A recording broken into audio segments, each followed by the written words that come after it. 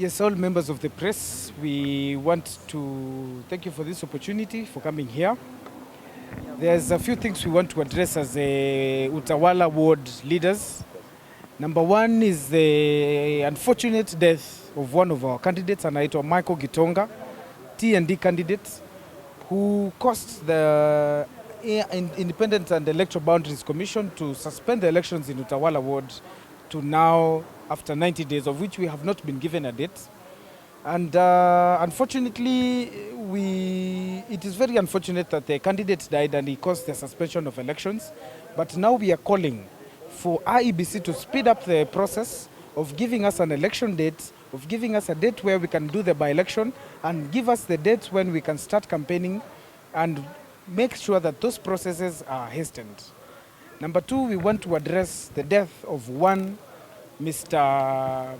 Michael Daniel Musyoka, the returning officer of Embakasi East constituency, who disappeared and was found dead and tortured in Oloitoktok.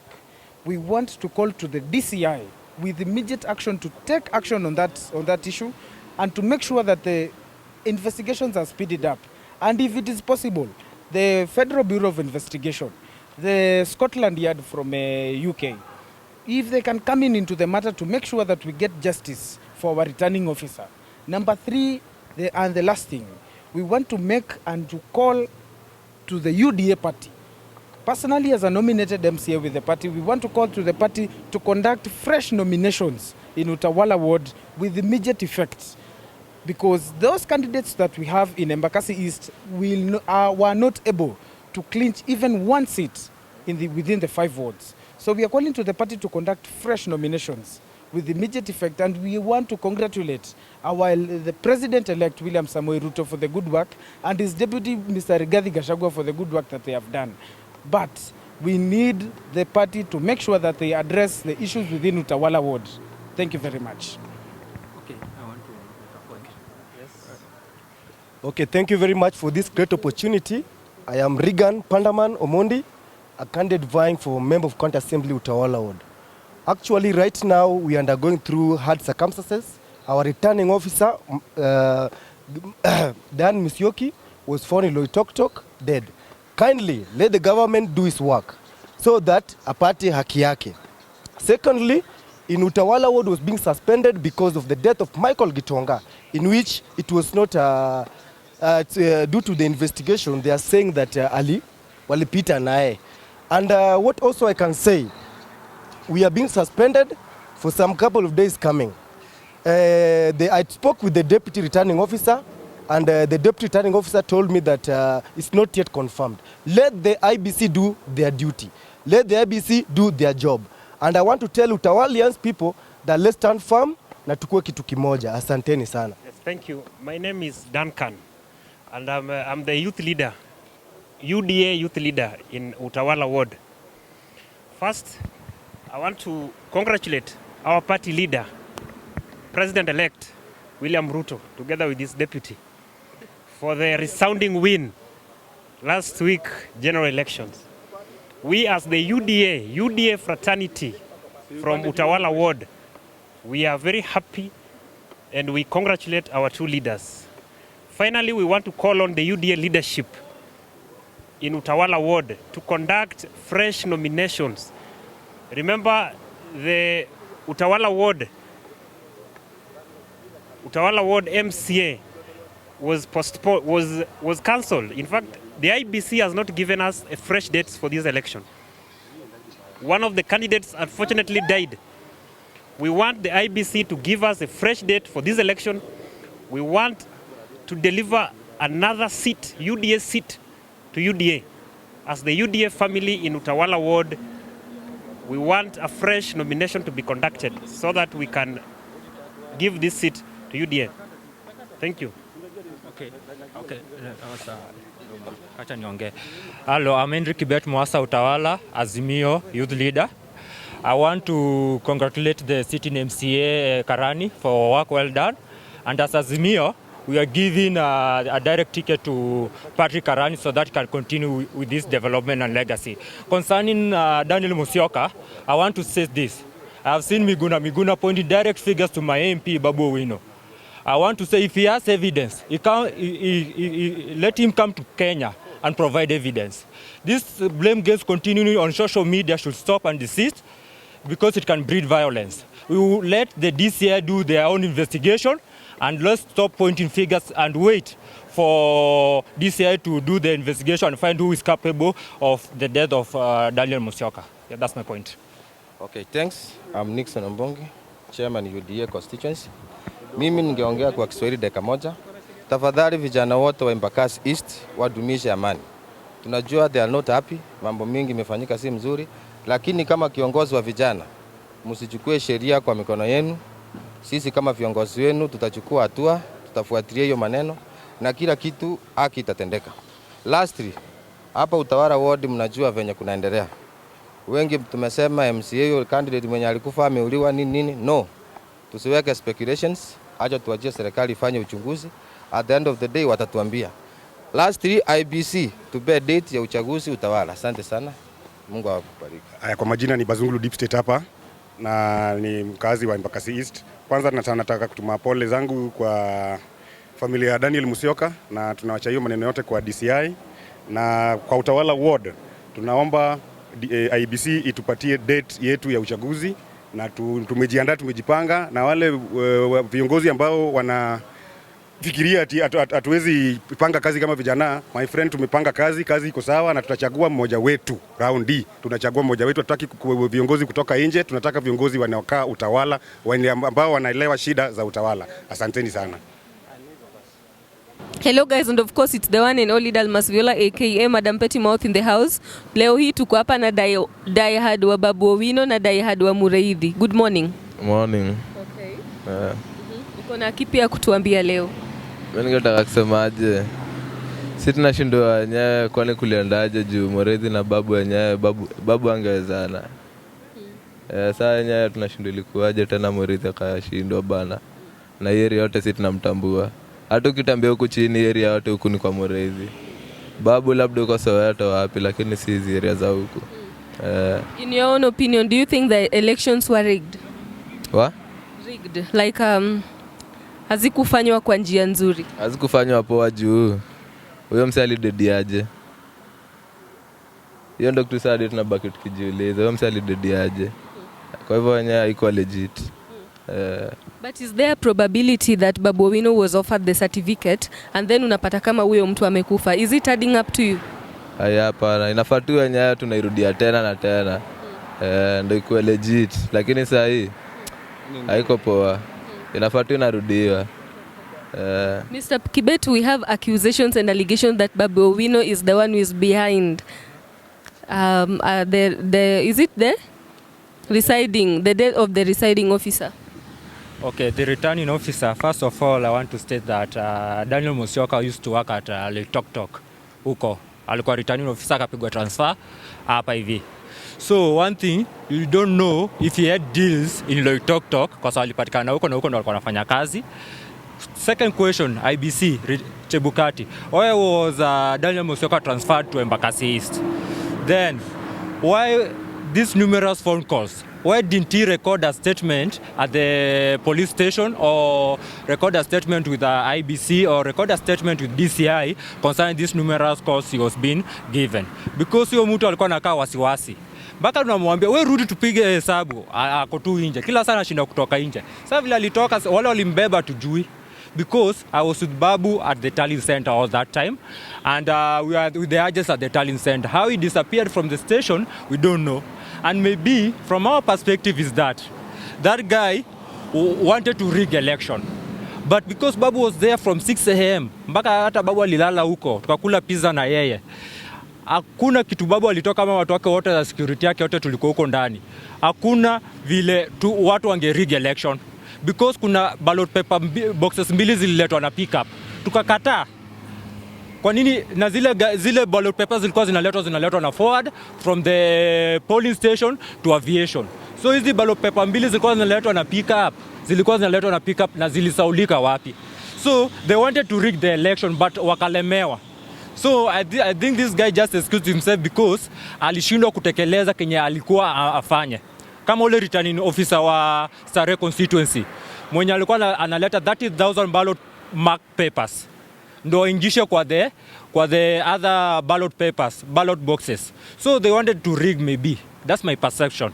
But wakalemewa. So mtu kama amepatiwa pesa kama 10 million ameshindwa kurig, si atajipoteza ama atapotea ama atalipia. So hii mambo ya returning officers wanafaa kuwa vetted, hizo simu zao zikuwe vetted by DCI. Wajulikane kwa nini hawa returning officers wanaji-involve na malpractices za election fraud na election stealing. Because Starehe constituency Aro alishikwa na tukampeleka Central Police Station na tulikuwa na Junet huko na Sifuna na huyo madam alikuwa na pre-marked ballot papers, walikuwa wanataka kustaff kwa hizo ballot papers zingine. So people with those kind of behaviors should not, IBC should, wanafaa kuwavuta kazi na waifanya kazi Kenya, because hao ndo wanaleta to election violence, because elections zilikuwa free and fair. I was at Greenspan Mall, I was sergeant for Stazo Mungala na tulishinda. Na hata tukisema turudie, tulikuwa tunashinda na times 2. Mureithi akipata 111, silikuwa tunapata 324. Akipata 90, silikuwa tunapata double that. So, hata wakikurudia tu hapa Embakasi, Babu Owino has delivered. And hata Ruto akuja simame hapa hivi, tutamshinda times 2. That's my statement. And maybe just to ask, Ivan from Ivan the Street Captain TV. And kuuliza like, pale Mureithi, according to Mureithi's statement, alikuwa anasema kwamba Babu Owino aliingia pale na magoons and kidogo pale ndio like Daniel Musyoka akapotea. So would you say like is there involvement ya magoons na you know one thing is East African School of Aviation has a CCTV to the entrance in the entrance kuna CCTV, everywhere kuna CCTV. You know, if you see a well-bodied man ameunga unasema ni goon, that's bad. Kule mtu kama amejaza kifua anaenda gym, ako security, imanishi yeye ni goon. Yeah. And most of those people tumekuwa nao ni watu tumekuwa wako kwa ofisi na wanakuwa natembea na mheshimiwa. So I don't know what prescription do you label a person a goon. Everybody is a Kenyan and everybody is a voter, na hata wale watu wote walikuwa hapo CCTV images inaweza onyesha the jina zao walikuwa agents na jina zao zilikuwa kwa list ya IBC. Yeah. All right, you've stated that you were with Babu Owino. Yeah.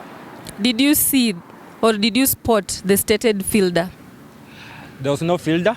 The only car that was there at belonging to Babu Owino ilikuwa ya the official car. Ya ile ya white.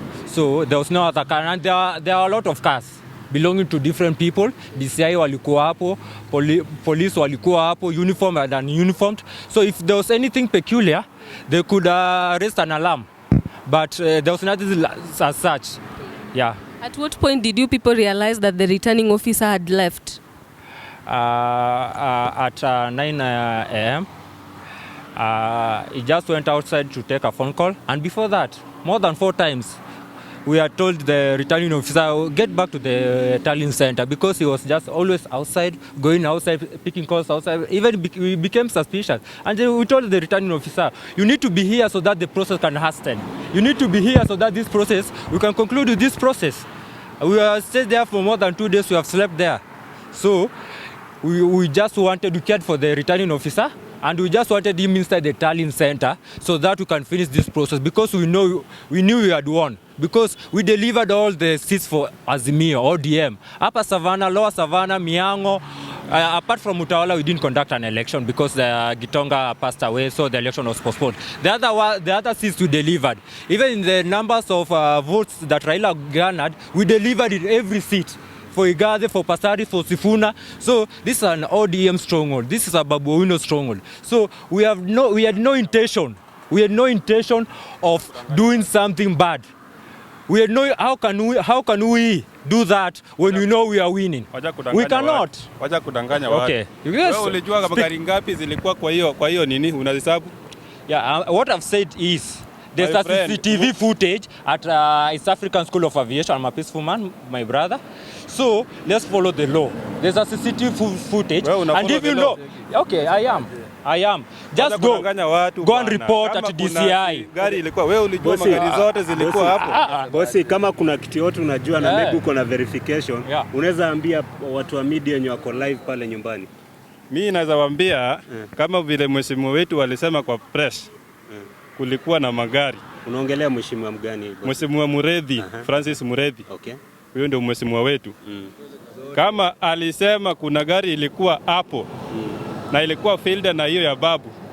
Wacha watu wa dini wafuate hiyo, watuambie wewe kama wewe sijui Kibet. Wewe unasema eti hakuna gari ya fielder. Wewe ulikuwa wapo? Provide the number plate of the car. Mheshimiwa alisema gari ilikuwa hapo ya fielder. Hao wa watu wa aviation watatoa footages one by one tujue fielder hiyo. Were you there? Were you there? Yeah, I was. Okay. Were you mastering all the number plates that were there? Okay, sir, in your own opinion, do you think that the guy was abducted at that area? That's a question with the answer you have already answered. Let me tell you, if he was not abducted, where was he and why was he killed? For your information, is that guy alive? He's not alive. What? Why? Sababu alikuwa abducted na akaenda akauliwa. You know one thing? Those phone calls zilikuwa zinatoka wapi? That's the first question. Yes, that we should be asking that question. Our MP and all officials of the MP were there at the tallying center. So Babu Owino security wangepiga simu tukiwa hapo ndani. So the person who was calling those phone calls, who was making those phone calls, was not at the tallying center. Was your MP aspirant at the tallying center? And was your MP at the tallying center? Yeah, he was. Until he was declared the winner. Okay. Boss, like here, we're just arguing out points, sindio? Yeah. And all the points are important. Kama ya Kibet na yako bosi, sindio? Hujatuambia hata jina, bro. Kwa majina mimi naitwa Wilson Ndege. Mimi ni mkaaji wa Embakasi East. Yeah. Yes, I voted my aspirant MP at Embakasi Primary. Yeah, so we are just arguing out points and whereby like Kibet akona verification anasema alikuwa hapo. What about you? Like, what do you have to verify? For me, I was not there. But what makes me become so annoyed is there is the point where somebody becomes abducted, and unfortunately, that person in a few days, the person is no more. That thing is very painful. We should not be talking about something about the car now. We should be talking about how will the family of this man get what? Get we call what? How this person? Yes. Are you getting that, Mr. Kibet? Okay. Right now, we should not be talking about the car which was there. We should be looking for how the family should get what? Will get, how do we call it? Compensation. Not about compensation. How this will Justice. get the justice. Okay. Yes. Okay, you know one thing? There's something weird about the returning officer. He had a lot of phone calls. He was restless. That guy even was sweating, and I was wondering why was he sweating. So according to you, maybe like, why do you think he was restless? I don't know. Maybe he was involved in some deals that he failed to deliver. Let's talk the truth. Let me. Okay. Sasa. That's my point. Okay. Yeah, there's no problem. Tuende nyumbani, tuachie kasi DCI ifanye. Na msiendelee